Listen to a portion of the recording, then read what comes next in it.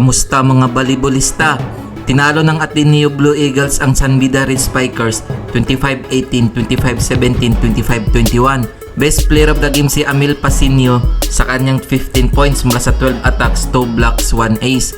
Panalo naman ng UST Rolling Tigers kontra sa Inyo Bulldogs 25-22, 25-16, 18-25, 28-26. Tinanghal na best player of the game si Josh Ibanez matapos humakot ng 27 points mula sa 24 attacks, 2 blocks, 1 ace, may kasamang 7 excellent receptions. Heto ang team standings ng Men's Division as of August 23, 2023. Ateneo Blue Eagles 2 wins 0 loss. University of Perpetual Health System Delta 2 wins 0 loss. Delicious Green Spikers 1 win 1 loss. UST Rolling Tigers 1 win 1 loss. Inyo Bulldogs 1 win 1 loss. FEO Tamaraos 1 win 1 loss. San Beda Red Spikers 0 win 2 losses. Emilio Aguinaldo College 0 win 2 losses. Kung umabot ka dito sa video na to, mag-like na at subscribe.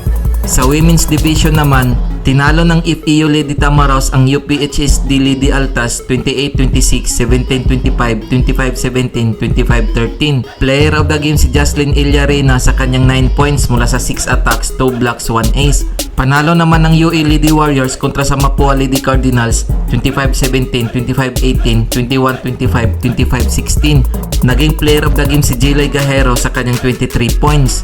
Heto ang team standings ng Women's Division. FEO Lady Tamaraos 2 wins 0 loss. UE Lady Warriors 2 wins 0 loss. CSB Lady Blazers 1 win 0 loss. UPHSD Lady Altas 1 win 1 loss. Enderan Colleges 1 win 1 loss. Mapua Lady Cardinals 1 win 2 losses. LPU Lady Pirates 0 win 2 losses. San Sebastian Lady Stags 0 win 2 losses. Heto ang mga laro ngayong August 25, 2023 nagaganapin sa Paco Arena. Sa Women's Division, magharap ang FEO Lady Tamaraos kontra sa Enderan Colleges alas 10 ng umaga. Maglalaban naman ang UE Lady Warriors kontra sa San Sebastian Lady Stags alas 12 ng tanghali.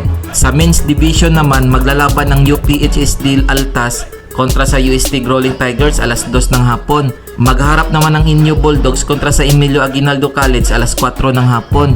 Kung nagustuhan mo ang video na to, mag-like na at subscribe.